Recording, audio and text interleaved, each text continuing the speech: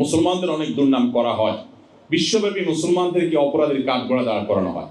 আপনারা কি জানেন আমাদের প্রিয় নবী সাল্লাল্লাহু আলাইহি ওয়াসাল্লাম তিনি 27টি যুদ্ধে সশরীরে অংশগ্রহণ করেছেন। তার যে মিশন ইসলাম, এটা পৃথিবীতে স্টাবলিশ করার জন্য, প্রতিষ্ঠিত করবার জন্য যে 27টি যুদ্ধে তাকে সশরীরে অংশগ্রহণ করতে হয়েছে, সেই 27টি যুদ্ধে সাকুল্যে যত মানুষ মারা গেছে তাদের ফিগারটা হলো অনলি 1016 জন। 1016 জন মানুষ মারা গেছে তার 27টি যুদ্ধে।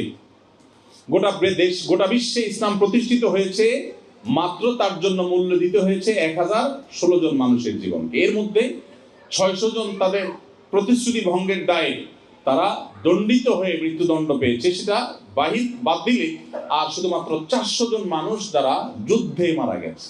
27টি যুদ্ধে মাত্র 400 জন। আজকাল তো একটা ইউনিয়ন দখল নিয়ে যখন যুদ্ধ